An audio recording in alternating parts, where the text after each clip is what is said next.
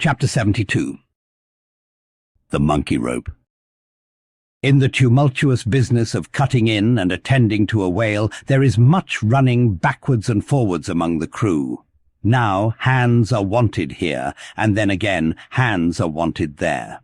There is no staying in any one place, for at one and the same time everything has to be done everywhere. It is much the same with him who endeavours the description of the scene. We must now retrace our way a little. It was mentioned that upon first breaking ground in the whale's back, the blubber hook was inserted into the original hole there cut by the spades of the mates. But how did so clumsy and weighty a mass as that same hook get fixed in that hole? It was inserted there by my particular friend Queequeg, whose duty it was, as harpooner, to descend upon the monster's back for the special purpose referred to. But in very many cases, circumstances require that the harpooner shall remain on the whale till the whole flensing or stripping operation is concluded. The whale, be it observed, lies almost entirely submerged, excepting the immediate parts operated upon. So down there, some 10 feet below the level of the deck, the poor harpooner flounders about, half on the whale and half in the water, as the vast mass revolves like a treadmill beneath him. On the occasion in question, Queequeg figured in the Highland costume, a skirt and socks, in which to my eyes at least he appeared to uncommon advantage, and no one had a better chance to observe him, as will presently be seen. Being the savage's bowsman, that is, the person who pulled the bow-oar in his boat, the second one from forward, it was my cheerful duty to attend upon him while taking that hard scrabble-scramble upon the dead whale's back. You have seen Italian organ boys holding a dancing ape by a long cord. Just so, from the ship's steep side, did I hold Queequeg down there in the sea by what is technically called in the fishery a monkey rope, attached to a strong strip of canvas belted round his waist. It was a humorously perilous business for both of us. For, before we proceed further, it must be said that the monkey rope was fast at both ends, fast to Queequeg's broad canvas belt and fast to my narrow leather one. So that for better or for worse, we two, for the time, were wedded. And should poor Queequeg sink to rise no more, then both usage and honour demanded that instead of cutting the cord, it should drag me down in his wake. So then an elongated Siamese ligature united us. Queequeg was my own inseparable twin brother, nor could I anyway get rid of the dangerous liabilities which the hempen bond entailed. So strongly and metaphysically did I conceive of my situation then, that while earnestly watching his motions, I seemed distinctly to perceive that my own individuality was now merged in a joint stock company of two, that my free will had received a mortal wound, and that another's mistake or misfortune might plunge innocent me into unmerited disaster and death. Therefore I saw that here was a sort of interregnum in Providence, for its even-handed equity never could have sanctioned so gross an injustice, and yet still further pondering, while I jerked him now and then from between the whale and the ship which would threaten to jam him, still further pondering, I say, I saw that this situation of mine was the precise situation of every mortal that breathes. Only in most cases he, one way or other, has this Siamese connection with a plurality of other mortals. If your banker breaks, you snap. If your apothecary by mistake sends you poison in your pills, you die. True, you may say that, by exceeding caution, you may possibly escape these and the multitudinous other evil chances of life. But handle Queequeg's monkey rope heedfully as I would, sometimes he jerked it so that I came very near sliding overboard. Nor could I possibly forget that, do what I would, I only had the management of one end of it. I have hinted that I would often jerk poor Queequeg from between the whale and the ship, where he would occasionally fall from the incessant rolling and swaying of both. But this was not the only jamming jeopardy he was exposed to. Unappalled by the massacre made upon them during the night, the sharks, now freshly and more keenly allured by the before-pent blood which began to flow from the carcass, the rabid creatures swarmed round it like bees in a beehive.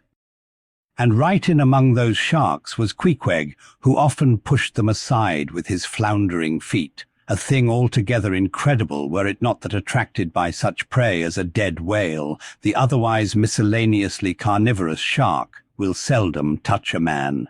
Nevertheless, it may well be believed that since they have such a ravenous finger in the pie, it is deemed but wise to look sharp to them.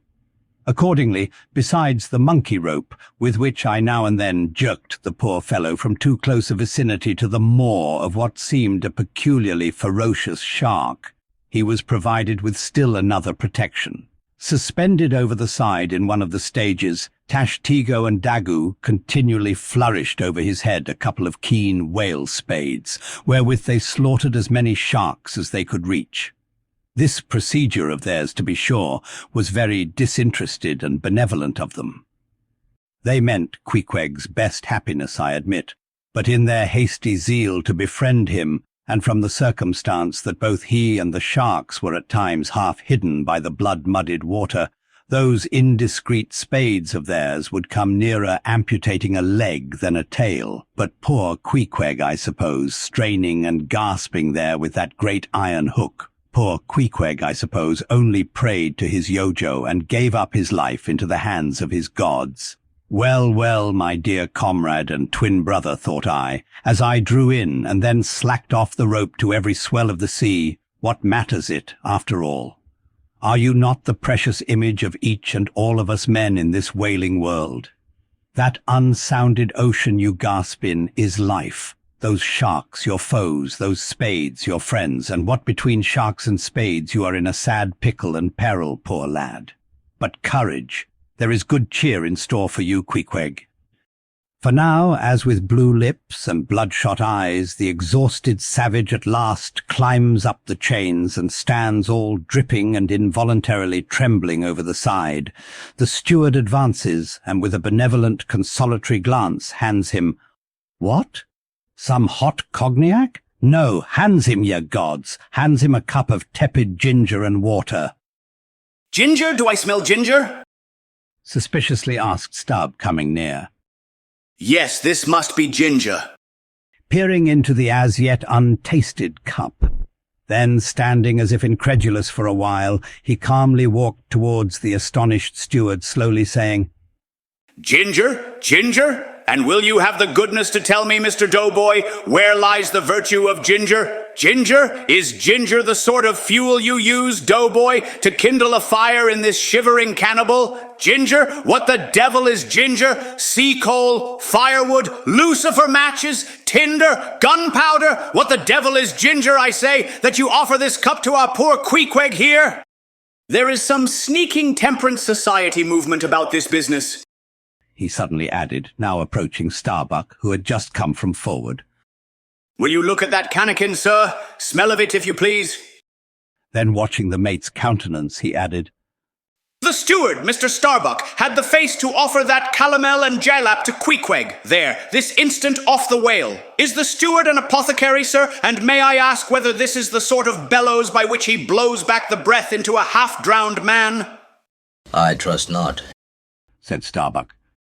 "It is poor stuff enough." "Aye, aye, steward," cried Stubb.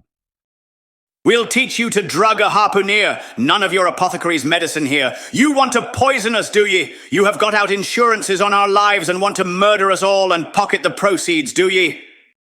"It was not me," cried Doughboy. "It was Aunt Charity that brought the ginger on board, and bade me never give the harpooneers any spirits, but only this ginger jub, so she called it."